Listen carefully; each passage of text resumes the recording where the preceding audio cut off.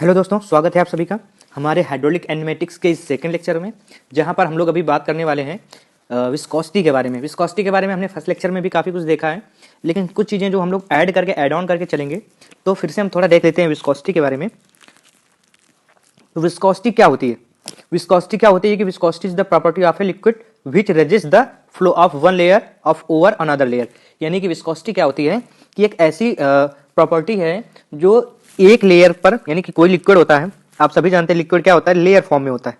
Layer form में यानी कि इस पर कई प्रकार की लेयर्स बनी होती हैं।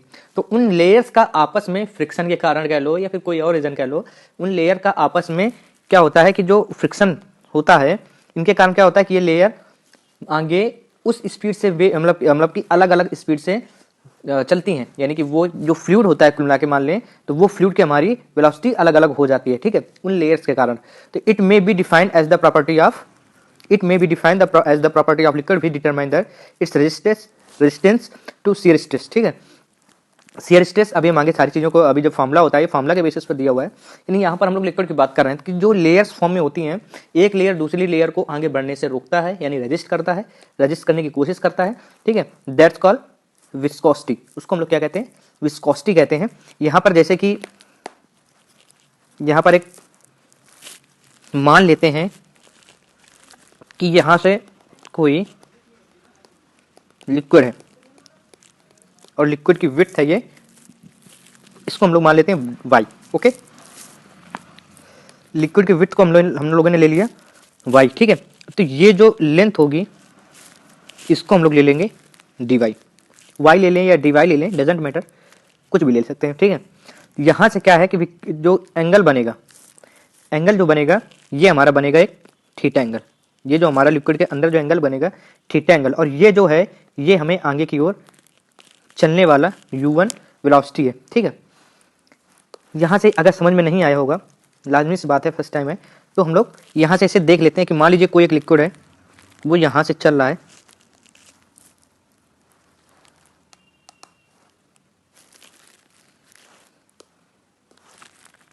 पहले यहाँ गया, फिर यहाँ गया, फिर यहाँ तक। यानी क्या है कि एक अपनी इनिशियल, और ये इसको u वेलोसिटी से आगे बढ़ाने की कोशिश कर रही है, यानी ये इसको किसके u वेलोसिटी से आगे बढ़ाने की कोशिश कर रही है, ठीक है। तो वही हमारा होता है, ये हमारा इनिशियल वेलोसिटी है। u क्या है? हमारा इनिशियल वेलोसिटी है। यहाँ पर u है, क्या है कि u इंक्रीजिंग फॉर्म में है। सबसे नीचे वाली लेयर में की वेलोसिटी कम, उसके ऊपर वाली लेयर की वेलोसिटी ज़्यादा, उसके ऊपर वाली वेलोसिटी की लेयर और ज़्यादा, इस प्रकार से चलता है। तो यहाँ पर अगर हम लोग देखें,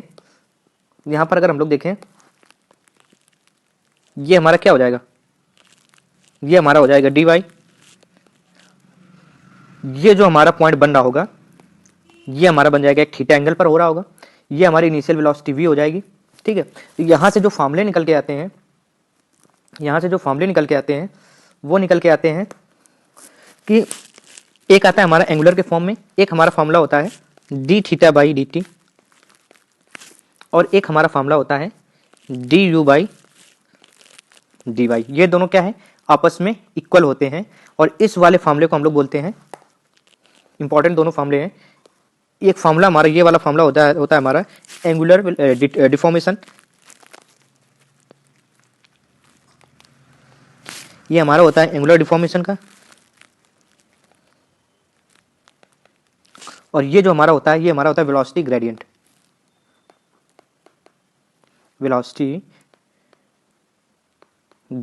का, ठीक है। इसके अलावा एक जो हमारा न्यूटन का जो फॉर्मूला निकलता है कि न्यूटन्स लॉ ऑफ विस्कोसिटी, वो हमारा निकलता है tau equal to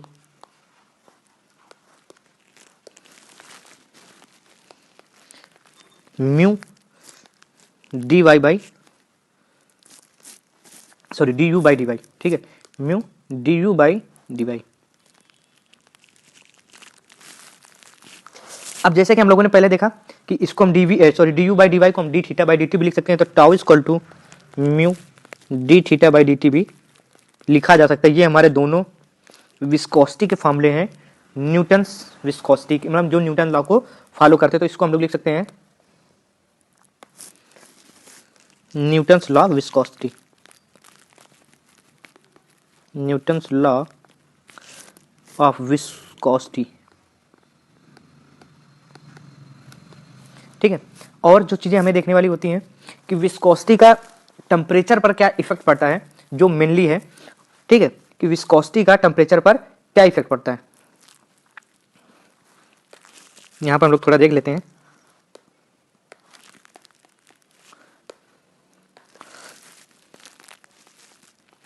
effect of temperature, effect of temperature, temperature का क्या इफेक्ट पड़ता है। तो अगर हम लोग विस्कोसिटी की बात करें तो विस्कोसिटी टेम्परेचर के बढ़ाने के साथ साथ घट जाती है। यानी कि अगर विस्कोसिटी, हम दो चीज़ों की बात करेंगे, विस्कोसिटी ऑफ, अच्छा हम गैस विस्कोसिटी के बारे में हम लोग थोड़ा देख लेते हैं। पहले हम लोग थोड़ा देख लेते हैं गैस विस्कोसिटी के बारे में। देखो जब हम बात करते हैं लिक्विड की, विस्कोसिटी क्या होता है, लिक्विड होता है और गैस में होती है। अगर हम जब बात करते हैं लिक्विड की, तो लिक्विड में विस्कोसिटी किसके कारण होती है, लिक्विड में विस्कोसिटी होती है कोहेसिव फोर्स के कारण। यानी कि देखिए जब लिक्विड है कोई, यहाँ पर लेयर फॉर्म में है और लेयर फॉर्म में होने के साथ साथ ये बढ़ने की कोशिश कर रही हैं, इनके अंदर क्या होगा, सेम मटेरियल होगा तो इनके अंदर ससंजक बल होता है। इनके अंदर क्या होता है, ससंजक बल यानी कोहेसिव फोर्स होता है, जिसके कारण ये विस्कस हो जाती हैं। लेकिन गैसेस में बात करें तो गैसेस में विस्कोसिटी कोहेसिव फोर्स तो होता नहीं है। तो गैसेस में क्या होता है कि जैसे हम लोग टेम्परेचर को इंक्रीज करते हैं तो गैस के जो मॉलिक्यूल्स होते हैं वो इधर उधर भगना स्टार्ट कर देते हैं, यानी एक स्थान से दूसरे स्थान तक बड़ी तेजी से रैंडमली जाते हैं और उनके टकराव होता है। उनके टकराव के कारण क्या कहते हैं, श्यानता यानी विस्कोसिटी उत्पन्न हो जाती है। तो लिक्विड और गैसेस की बात करें तो लिक्विड में जो विस्कोसिटी आती है वो आती है कोहेसिव फोर्स के कारण, या फिर कह ले कोहेसन के कारण आती है, कोहेसन के कारण, यह कह लें कोहेसिवनेस के कारण आती है। जबकि गैसेस में जो विस्कोसिटी आती है वो आती है मॉलिक्यूल्स के कोलिजन के कारण, ठीक है ना, मॉलिक्यूलर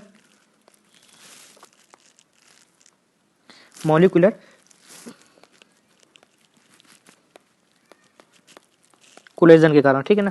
यानी कि जो उनके मॉलिक्यूल्स होते हैं उनके टकराव के कारण ही विस्कोसिटी जनरेट होती है। अब अगर विस्कोसिटी पर टेम्परेचर का इफेक्ट देखें, अब समझ में आएगा कि टेम्परेचर इफेक्ट ऑन विस्कोसिटी, यानी टेम्परेचर इफेक्ट ऑन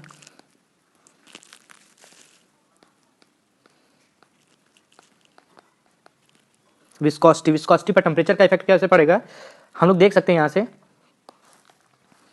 इजीली देख सकते हैं कि देखिए कोहेसन है, यानी कि अगर हम कोहेसन यानी कि ससंजक बल है, अगर हम टेम्परेचर बढ़ा दें तो क्या होता है, ससंजक बल कम होने लगता है। जब ससंजक बल कम हो गया तो हमारा लिक्विड भी कम हो जाएगा। अगर हम बात करें यहाँ पर लिक्विड की, यहाँ पर अगर हम बात करें गैस की, यहाँ पर अगर हम बात करें टेम्परेचर की, और हम लोग क्या देख रहे हैं, विस्कोसिटी यानी कि म्यू की बात हम लोग कर रहे हैं। यहाँ पर हम लोग क्या देख रहे हैं कि अगर हम टेम्परेचर इंक्रीज कर रहे हैं, दोनों केसेस में अगर हम लिक्विड में भी टेम्परेचर इंक्रीज कर रहे हैं, गैसेस में भी टेम्परेचर इंक्रीज कर रहे हैं, तो हमारा इफेक्ट क्या निकल कर आ रहा है, जैसे ही हम लोग लिक्विड पर टेम्परेचर को इंक्रीज करेंगे तो हमारा विस्कोसिटी क्या हो जाएगा, डिक्रीज हो जाएगा। जबकि जब गैसेस पर हम लोग टेम्परेचर इंक्रीज करेंगे तो उनके गैस के जो मॉलिक्यूल्स होते हैं वो ज्यादा रैंडम से चलना स्टार्ट कर देंगे, ज्यादा रैंडम से भागना स्टार्ट कर देंगे और विस्कोसिटी बढ़ जाएगी। तो अगर हम यहाँ पर देखें तो यहाँ पर गैसेस पर टेम्परेचर को इंक्रीज करने पर विस्कोसिटी बढ़ती है, जबकि लिक्विड पर टेम्परेचर को इंक्रीज करने पर विस्कोसिटी हमारी होती है वो कम हो जाती है, ठीक है। यहाँ के जो मेन जो फॉर्मूले हैं वो फॉर्मूले एक ये और इसके अलावा ये जो हमारा फॉर्मूला है, ये तीनों फॉर्मूले बहुत इंपॉर्टेंट है विस्कोसिटी के नजरिए से, ठीक है। नेक्स्ट हम लोग देखते हैं सरफेस टेंशन के बारे में कि आइए जानते हैं सरफेस टेंशन क्या होता है। सरफेस टेंशन की जो डेफिनेशन दी हुई है यहाँ पर, it is a property of liquid which enables it to resist tensile stress, यानी लिक्विड की एक ऐसी प्रॉपर्टी जो क्या करती है कि टेंसाइल स्ट्रेस को रजिस्ट करती है, it due to the cohesive force between the molecules at the surface of liquid. यानी लिक्विड के अंदर क्या है, जो कोहेसिव फोर्स है उनके कारण क्या होता है, एक सरफेस टेंशन क्रिएट होता है, कुल की यही है, ठीक है। ये पॉइंट हम लोग अभी डिस्कस करेंगे। पहले हम लोग सरफेस टेंशन को एक अच्छे से एग्जांपल के साथ समझ लेते हैं, ठीक, कि सरफेस टेंशन आखिर एग्जैक्टली होता क्या है।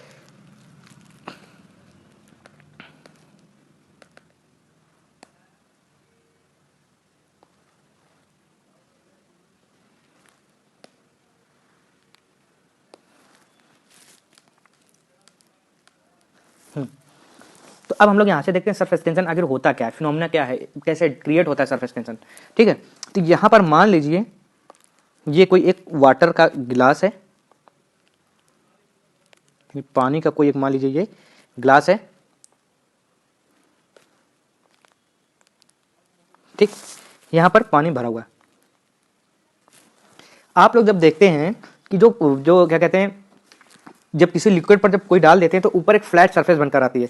जब किसी ग्लास पर या किसी बकेट पर या फिर लिक्विड की क्या प्रॉपर्टी होती है कि एक अपने जिस चीज पर उसको डालोगे उसकी वो शेप ले लेती है, ठीक है। वही जब चीज हम जब लेकिन उसका जो शेप होता है ऊपर से देखेंगे तो हम लोग फ्लैट होता है। ऐसे नहीं होता कि कोई लिक्विड है किसी बकेट में भरा हुआ है तो लिक्विड ऐसे ऐसे होगा, वो एक फ्लैट सरफेस पर ही होगा।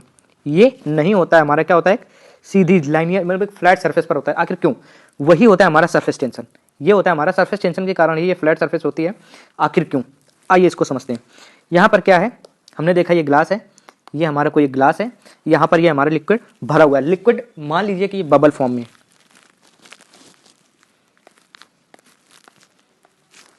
इतने सारे ना बना करके हम एक ही बनाए। एक हमारे यहाँ पर लिक्विड है बबल फॉर्म में, एक हमारे यहाँ पर है, ठीक। मान लीजिए पूरा सर्कुलर है, हमसे बन नहीं रहा लेकिन फिर भी यहाँ पर क्या देखते हैं आप लोगों को, फोर्स पर आप लोगों को पढ़ा होगा कि अगर कोई बॉडी है, बॉडी पर कोई एक फोर्स लगाया जाता है तो उस पर एक रेजिस्टेंस फोर्स भी अप्लाई करता है अगर उस बॉडी को किस पर स्टेबल बनाना है। आप लोगों ने बहुत अच्छे से पढ़ा होगा। सेम चीज क्या है कि यहां पर जब है, यहां पर कोई एक दूसरा लिक्विड है, इन दोनों लिक्विड अपनी शेप को कैसे रेजिस्ट करेंगे? क्या करते हैं, दोनों लिक्विड एक दूसरे पर कैसे टेंसाइल फोर्स यानी टेंसाइल फोर्स लगाएंगे और उनको रेजिस्ट करेंगे। मान लीजिए हम हटा देते हैं दूसरा वाला, यहीं पर हम लोग देख लेते हैं। एक कोई ये टेंसाइल फोर्स लगा, दूसरा एक रेजिस्टिव फोर्स लगा, यहाँ पर ये कोई टेंसाइल फोर्स लगा, ये रेजिस्टिव फोर्स लगा, ये टेंसाइल फोर्स लगा, उसके अगेंस्ट ये रेजिस्टिव फोर्स लगा, ये टेंसाइल लगा, ये रेजिस्टिव फोर्स लगा। यानी जितना भी स्ट्रेस लगेगा हर एक का उसका क्या है, रेजिस्टिव फोर्स उतना ही लगेगा। लेकिन यहाँ वाले जो बबल था, जो सरफेस के साइड वाला बबल था, उसकी बेचारे की कंडीशन अलग हो गई। उसने कहा सर हमें यहाँ हमने स्ट्रेस जनरेट किया, हमें अपोजिट डायरेक्शन में, क्योंकि अपोजिट डायरेक्शन में क्या है, एयर है, यहाँ पर वाटर तो है नहीं। ये जो प्रोसेस हो रहा है, ये जो प्रोसेस हो रहा है पूरा प्रोसेस हो रहा है कब, लिक्विड पर। ये कोई दूसरा बबल होगा, ये स्ट्रेस क्या कर रहा है, कंबाइन कर ले रहा है। लेकिन यहाँ पर क्या है, इस पर रेजिस्टिव स्ट्रेस जनरेट नहीं हो पा रहा।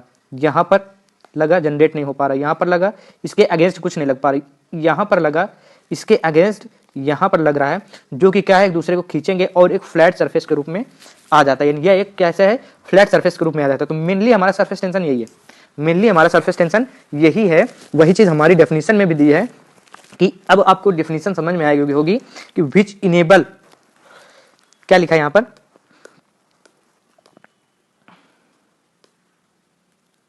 यहां से देख लीजिए, यहां पर लिखा which enable, which enable to resist the tensile stress. यानी टेंसाइल स्ट्रेस को क्या कर रहा है, रजिस्ट कर रहा है। यानी कि टेंसाइल स्ट्रेस के अपोजिट डायरेक्शन पर एक रेजिस्टेंस स्ट्रेस भी लग रहा होगा, वही चीज इस पर दी हुई है। और नेक्स्ट हमारा दिया है which enable to resist tensile से, it is due to the cohesion force between the molecules at the surface of the liquid. यानी कि वही चीज है कि कोहेशन फोर्स यानी संसंजक बल के कारण क्या है, उसके जो मॉलिक्यूल्स हैं वो लिक्विड की सरफेस पर रहते हैं। जैसे कि यहाँ पर जैसे ये है मॉलिक्यूल्स हैं, ये कोहेशन फोर्स के कारण यानी संसंजक बल के कारण क्या है कि बैलेंस कर पा रहा है। लेकिन यहाँ पर जो सरफेस पर है इसके अगेंस्ट अपोजिट डायरेक्शन पर कोई रेजिस्टेंस फोर्स नहीं लगता, जिसके कारण ये क्या कर लेते हैं, एक फ्लैट सरफेस के रूप में आ जाते हैं। और ये हमारा हो जाता है कैसा, सरफेस फिनोमेना हो जाता है, एक सरफेस फिनोमेना हो जाता है। और इसी को हम लोग कहते हैं सरफेस टेंशन, इसी को हम लोग कहते हैं सरफेस टेंशन। अब सरफेस टेंशन की जो इंपॉर्टेंट चीजें हैं, जो देखने वाली चीजें हैं, वो हम लोग देखते हैं। फिगर में रफ कर दे रहा हूं। हाँ, अब सरफेस टेंशन की जो और इंपॉर्टेंट चीजें हैं कि सरफेस टेंशन आखिर जनरेट क्यों हो रहा है। सरफेस टेंशन की अब जो पॉइंट्स हैं वो हम देखेंगे। Increase in temperature, decrease in surface tension, लाजमी सी बात है। जहां पर हम सरफेस टेंशन बात करेंगे, सरफेस टेंशन को जैसे हम इंक्रीज करेंगे, सॉरी, जहां पर क्या हम टेम्परेचर को इंक्रीज करेंगे, तो इनके अंदर ससंजक बल क्या हो जाएंगे, कमजोर हो जाएंगे, ससंजक बल कमजोर हो जाएंगे, जिसके कारण क्या हो जाएगा कि हमारा जो सरफेस टेंशन है वो हमारा सरफेस टेंशन डिक्रीज हो जाएगा। Because the cohesion bond get weak, क्योंकि उनके अंदर जो ससंजक बल है वो कमजोर हो जाते हैं। Liquid droplet are the formed due to the surface tension, simple सी बात है। Because the surface tension try to minimise the surface area. जब कोई भी लिक्विड ड्रॉपलेट होती है, जैसे जो पानी की बूंदें गिरती हैं, तो हमेशा एक सर्कुलर क्यों हो जाती हैं, क्योंकि सरफेस टेंशन के कारण। सरफेस टेंशन के कारण ही, क्योंकि सरफेस टेंशन मिनिमाइज करता है किसको, एरिया को। एरिया को मिनिमाइज करने के कारण क्या होती हैं, वो सर्कुलर पोर्शन में हो जाती है। ठीक है, आइए नेक्स्ट हम लोग देखते हैं कुछ चीजें जो देखने योग्य हैं कि एक चीज और आ जाता है कि अगर हम डिटर्जेंट को ऐड कर दें, adding the detergent surface tension will be decreased. यानी कि एग्जांपल में क्या देखें, कोई बकेट ले, एक बकेट ले, बकेट में क्या है कि पानी भर दें, पानी भरने के बाद हम डिटर्जेंट को इस पर मिक्स कर दें। जैसे ही डिटर्जेंट को मिक्स करेंगे देखेंगे बाल्टी जो पूरी होगी वो बबल्स से भर जाएगी, बबल्स बन जाएंगे, यानी कि अब हमारा सरफेस टेंशन नहीं रहा, अब हमारा सरफेस टेंशन नहीं रहा। तो इंक्रीजिंग इन एडिंग डिटर्जेंट, यानी कि add detergent,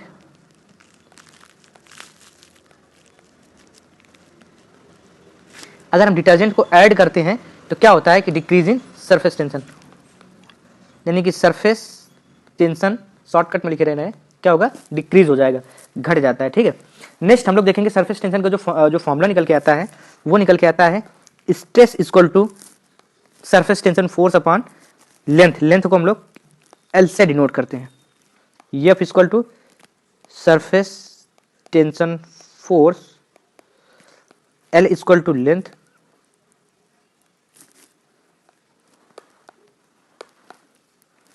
L equal to length हो जाती है हमारी यहाँ पे। ठीक है, इसकी जो यूनिट की बात करें, इसको जो यूनिट होता है वो न्यूटन पर मीटर हो जाता है, और इसका जो डायमेंशन हो जाता है वो हो जाता है हमारा mt की पावर -2। ठीक है, सरफेस टेंशन का एक फॉर्मूला होता है, 3 फॉर्मूले जनरली होते हैं, वो फॉर्मूले का डेरिवेशन हम किसी अदर लेक्चर में देखेंगे। यहाँ पर हमारे इंपॉर्टेंट हो जाते हैं फॉर्मूले। एक होता है हमारा अधिक दाब, या फिर हम लोग यहाँ पर बात करते हैं अधिक दाब। क्या होता है कि दाब जो pressure required to the surface tension, surface tension के लिए जो प्रेशर रिक्वायर्ड हो जाता है वो हो जाता है हमारा एक्सेस प्रेशर, या फिर जिसको हम लोग एटमॉस्फेयर प्रेशर भी बोलते हैं। ठीक है, तो वो हमारा हो जाता है, एक हो जाता है हमारा फॉर जेट के लिए, बबल के लिए, आप लोगों ने बेसिक पर ये फॉर्मूले पढ़े भी होंगे, और एक हो जाता है हमारा ड्रॉप के लिए। हम इनको सीरियल से लिख लेते हैं, पहले ड्रॉप फिर बबल।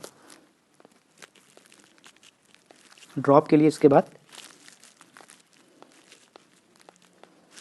यहां पर जो पी है इसको हम लोग एटमॉस्फेयर प्रेशर, ठीक है, या फिर यानी एक्सेस ऑफ एटमॉस्फेयर प्रेशर कह सकते हैं, या फिर इसको हम लोग गॉस प्रेशर भी कह सकते हैं, लेकिन मेनली हम लोग इसको गॉस प्रेशर ही बोलते हैं। ठीक है, यहाँ पर जो हमारा फॉर्मूले बन जाते हैं, जो फॉर्मूले इंपॉर्टेंट होते हैं, जेट के लिए हो जाता है 2 सिग्मा बाई डी। ठीक है, 2 सिग्मा बाई डी। वहीं पर अगर हम लोग ड्रॉप की बात करें तो ड्रॉप पर हो जाता है 4 सिग्मा बाई डी, और वहीं पर अगर हम लोग बबल की बात करें तो बबल पे हो जाता है 8 सिग्मा बाई डी। ये हमारे 3 जो फॉर्मूले इंपॉर्टेंट हो जाते हैं, इसके बेस से मतलब कि अधिक दाब यानी प्रेशर, या फिर इसको हम कह लें कि गॉज प्रेशर के बेस नजरिए से जब हम लोग देखें तो ये हमारे 3 फॉर्मूले इंपॉर्टेंट हो जाते हैं। ठीक है, नेक्स्ट हम लोग देखेंगे कैपिलरी। गॉज प्रेशर के नजरिए से हम लोग देखें तो ये हमारे 3 फॉर्मूले इंपॉर्टेंट हो जाते हैं। ठीक है, नेक्स्ट हम लोग देखेंगे कैपिलरी के बारे में। नेक्स्ट हम लोग देखेंगे कैपिलरी के बारे में। आइए देखते हैं कैपिलरी क्या होता है। द राइज और the fall of liquid from its initial level is called capillary effect. Capillary effect क्या होता है, मान लीजिए हम लोगों ने पहले पढ़ा होगा, इसको अगर हिंदी में बोले कैपिलरी इफेक्ट किसे कहते हैं तो हम लोगों ने हिंदी में पढ़ा होगा कि स्कात का नियम, बहुत ही पहले पढ़ा होगा। अगर हम कोई बकेट ले लें, कोई भी चीज़ ले लें, यहाँ पर क्या है, हम लिक्विड भरा हुआ है। ठीक है, एक हम दूसरा बकेट ले लें, यहाँ पर भी हम लिक्विड डाल दें, लिक्विड भर दें। ठीक, इसके बाद एक हम स्मॉल ट्यूब, कोई एक स्मॉल डाया यानी बहुत ही कम डाया की जब ट्यूब होती है उसको अगर हम इसके अंदर डाल दें, इसके बाद हम देखें कि इस ट्यूब पर लिक्विड चढ़ेगा या फिर नीचे उतरेगा, यानी राइज होगा या फॉल होगा, इस डिपेंड ऑन द लिक्विड। ये लिक्विड के बेस पर है। मान लीजिए यहां पर हम लोगों ने ले लिया वाटर, यहां पर हम लोगों ने ले लिया मरकरी Hg। जब वाटर के केस पर देखेंगे तो जो लिक्विड है उसका यहाँ तक बाल्टी में, तो जो जिस बकेट में हम लोगों ने डाला है उसका लेवल तो यहाँ तक है, लेकिन हम लोग देखेंगे कि यहाँ से कुछ ऊपर लिक्विड उठ जाएगा। लेकिन अगर Hg के केस पे देखेंगे तो लेवल तो यहाँ तक है, कुछ लिक्विड होगा वो सिर्फ ऐसे मतलब कि ऐसे फॉर्म में हो जाएगा, यानी जितना ये ऊपर है, मतलब जितना ये ऊपर है इस लेवल से, इसके इस लेवल से कुछ नीचे आ जाएगा, यानी कि ये क्या कर जाएगा, फॉल कर जाएगा और ये हमारा राइज कर जाएगा। तो यही हमारा होता है कैपिलरी इफेक्ट। यानी कैपिलरी के बारे में अगर देखें तो अगर किसी भी स्मॉल डाया की ट्यूब को अगर हम किसी लिक्विड में डालें तो वो लिक्विड से जो क्या कहते हैं, जो लिक्विड का लेवल है उससे उस ट्यूब के अंदर वाटर जो लेवल होगा वो ऊपर उठेगा या नीचे गिरेगा,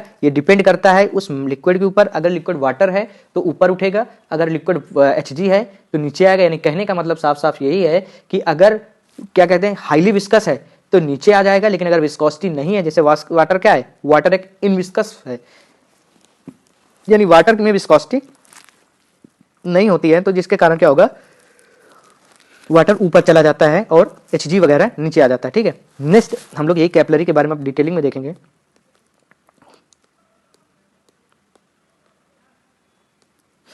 आइए देखते हैं कैपिलरी क्या है। द राइज और the fall of liquid from it initial level is called capillary effect. इसको हम लोग कैपिलरी इफेक्ट कहते हैं। मान लीजिए कि ये क्लीन ग्लास है, ये दोनों ग्लास ट्यूब है, ठीक है ना, ट्यूब है, इन पर क्या है, यही चीज हम लोगों ने जो अभी दिखाए, जो वाटर है, यहाँ पर हमने वाटर यूज किया, यहाँ पर हम लोगों ने मरकरी यानी कि HG का यूज किया है। यहाँ पर देखते हैं तो अपनी इस इनिशियल हाइट से H हाइट तक वाटर ऊपर चला जाता है और यहाँ पर देखते हैं अपनी इनिशियल हाइट से H हाइट तक वाटर नीचे चला जाता है, जिसको हम लोग कैपिलरी फॉल और इसको हम लोग कैपिलरी राइज बोलते हैं। ठीक है, यहाँ पर H इक्वल टू क्या होता है, height of A capillary rise, यानी कि जितना कैपिलरी के कारण हाइट ऊपर गया है उसको हम लोग कैपिलरी राइज कहते हैं। और यहाँ पर H इक्वल टू क्या है, कैपिलरी फॉल, यानी हाइट ऑफ ए कैपिलरी जब फॉल करेगा तब क्या होगा वो हमारे यहाँ पर दिख रहा है। ठीक है, नेक्स्ट क्या है, थीटा। थीटा इक्वल टू क्या है, एंगल। जैसे ही कैपिलरी है ये क्या है, एक थीटा एंगल पर बनाएगा। ठीक है, यहाँ पर क्या है, ये थीटा एंगल नीचे के लिए बन रहा है, तो थीटा क्या है, एंगल ऑफ कांटेक्ट है। यहाँ पर थीटा क्या है, angle of contact, angle of contact. Theta की वैल्यू क्या है कि 90 एंगल से कम रहेगी। Theta is less than 90 angle तो उसको हम लोग एक्यूट एंगल कहते हैं। अगर theta is greater than 90 angle तो उसको हम लोग ऑब्ट्यूस एंगल कहते हैं। यहाँ पर जैसे कि हम लोग देख सकते हैं कि जो थीटा है जो नीचे की ओर बन रहा है। ठीक है, यहाँ पर जो इंपॉर्टेंस पॉइंट हो जाते हैं हमारे कैपिलरी इफेक्ट के, वो हो जाते हैं कि कैपिलरी इफेक्ट होता क्यों है, क्योंकि सरफेस टेंशन के कारण। जहाँ पर सरफेस टेंशन है, मान लीजिए कि सरफेस टेंशन के कारण है, तो मान लीजिए कि वहाँ पर कोहेजन फोर्स ऑटोमेटिक प्रेजेंट हो जाएगा। तो capillary rise is due to adhesive force, जबकि capillary rise and fall due to cohesion force. मैंने शायद इसको गलत पढ़ा, यानी कैपिलरी राइज जो होता है वो एडहेसिव फोर्स के कारण होता है, जबकि कैपिलरी राइज और फॉल दोनों कैसे फोर्स के कारण होता है, कोहेजन यानी कोहेसिव फोर्स के कारण होता है। ठीक है, नेक्स्ट हम लोग देखते हैं वेपर प्रेशर। नेक्स्ट हम लोग देखते हैं वेपर प्रेशर। वेपर प्रेशर देखने के पहले कैपिलरी में एक फॉर्मूला होता है हमारा हाइट का, वो हम लोग यहाँ पर डिस्कस करेंगे। जो कैपिलरी हाइट का जो फॉर्मूला हो जाता है वो हो जाता है हमारे H इक्वल टू हो जाता है हमारा 4 rho cos theta upon rho G into d, या फिर इसको हम लोग लिख लें तो H equal to 4 rho cos theta upon W d. W क्या है, स्पेसिफिक वेट। यहाँ पर W क्या हो जाता है हमारा, स्पेसिफिक वेट हो जाता है हमारा। डी इक्वल क्या हो जाता है, dia of tube. H equal to क्या हो जाता है, राइज या फॉल, राइज स्लैश फॉल, और बाकी चीजें दी हुई है। ठीक है, नेक्स्ट हम लोग देखते हैं, नेक्स्ट जो हमारा आता है वो आता है हमारा वेपर प्रेशर। अब वेपर प्रेशर के बारे में देखते हैं। वेपर प्रेशर क्या होता है कि मतलब कि हाँ, वेपर प्रेशर देखते हैं हम लोग। वेपर प्रेशर में क्या है, the pressure of force exerted by the vapour on the surface of liquid in equilibrium, it is a surface phenomena. यानी वेपर प्रेशर अब होता क्या है, आप लोगों ने देखा होगा कि कोई पानी की बोतल है, ठीक है ना, यानी कि पानी की बोतल है, अगर इसको हम लोग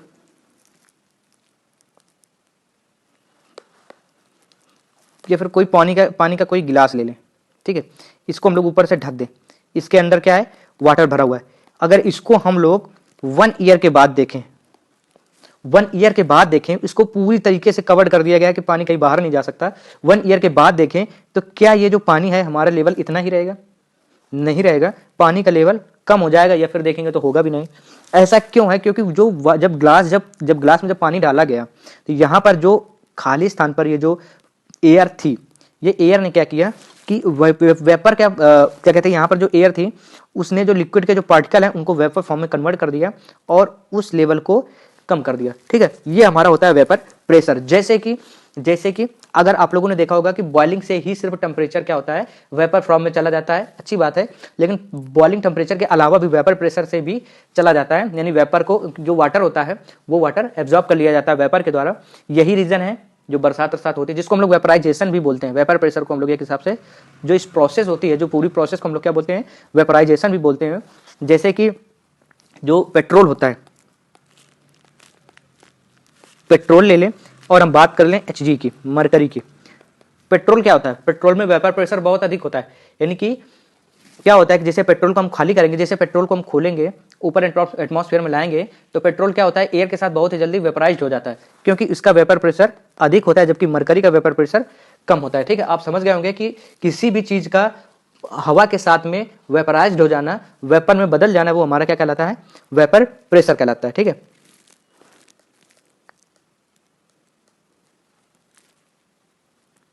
नेक्स्ट हम लोग देखते हैं कंप्रेसिबिलिटी के बारे में। आखिर कंप्रेसिबिलिटी होती क्या है? कंप्रेसिबिलिटी क्या है कि किसी भी चीज को कंप्रेस किया जाए। सिंपल सी बात है, कंप्रेसिबिलिटी में नहीं, कंप्रेस कर रहे हैं किसी चीज को तो हमारी कंप्रेसिबिलिटी होती है। मान लीजिए एक को ये पिस्टन है, ठीक है, एक को ये पिस्टन है, एक को ये पिस्टन है, एक को ये पिस्टन है। ठीक है, यहां पर क्या है, ये कोई पिस्टन है, यहां पर फ्लूइड भरा हुआ है। अगर हम दोनों पिस्टन्स को दबाएंगे, यहां पर हमने भर दिया वाटर, यहां पर हमने भर दिया क्या, हमने यहां पर भर दिया एयर। अब आप लोग बता सकते हैं कि वाटर ज्यादा कंप्रेस हो जाएगा या फिर एयर? लाजमी सी बात है एयर। वही चीज इसमें दिया, it is the ability of a fluid, fluid की बात कर दी, यानी कि वाटर भी हो सकता है और एयर भी हो सकता है। It is the ability of a fluid which it can change its volume और density by increasing in pressure, यानी कि यहां पर अगर हम इसको प्रेशर को इंक्रीज करें तो इसके वॉल्यूम या फिर डेंसिटी को क्या कर सकते हैं, हम लोग बदल सकते हैं। लेकिन वही चीज है, यहां पर जो मेनली जाने वाली चीज है कि जो liquid are highly incompressible and gases are highly compressible, यानी गैसेस को क्या होता है, गैसेस को बहुत ही हाईली कंप्रेस किया जाता है। जैसे कि घर में गैस सिलेंडर देखते हैं, उस पर हाईली कंप्रेस्ड गैस भरी होती है, तभी अगर वो लीक होती है तो वो बहुत ही ज्यादा एटमॉस्फेयर में चली जाती है, पूरा सिलेंडर खाली हो जाता है क्योंकि उतनी ज्यादा उसकी कंप्रेसिबिलिटी अधिक होती है, उसको बहुत ही ज्यादा कंप्रेस करके भरा जाता है। ठीक है, वहीं अगर लिक्विड की बात करें तो लिक्विड क्या होता है कि लिक्विड को उतना ज्यादा कंप्रेस नहीं कर सकते, लिक्विड को उतना ज्यादा कंप्रेस नहीं कर सकते। ऐसा क्यों है कि लिक्विड आर हाईली इनकम्प्रेसिबल मानी गई है, कि लिक्विड को हम लोग हाईली इनकम्प्रेसिबल कहते हैं? क्योंकि जब परीक्षण किया गया तो 1 एटमॉस्फेरिक टेम्परेचर यानी 1 एटीएम से एटमॉस्फेरिक टेम्परेचर एंड प्रेशर पर क्या किया गया, से 1000 एटीएम तक जब इसको प्रेशराइज किया गया, जब इसको प्रेशराइज किया गया किसको, वाटर को, तो वाटर को जब हाईली, जब क्या कहते हैं कि 1 एटीएम मतलब एटमॉस्फेरिक से 100 एटीएम तक जब इसको हम लोग प्रेशराइज किया, तब देखा क्या गया कि सिर्फ और सिर्फ 0.5% का ही चेंज है। यानी कि जब इतना ज्यादा प्रेशर लगा दिया गया और चेंज सिर्फ 0.5% है, तो इसको हम लोगों ने क्या कर दिया, नेग्लेक्ट कर दिया। क्या कर दिया, नेग्लेक्ट कर दिया, और ये सब मान लिया कि वाटर इज इनकम्प्रेसिबल, या फिर हमने कह दिया कि वाटर के अलावा क्या हो गया कि जितने भी लिक्विड हैं, लिक्विड्स आर इनकम्प्रेसिबल। हमने मान लिया कि लिक्विड्स आर इनकम्प्रेसिबल।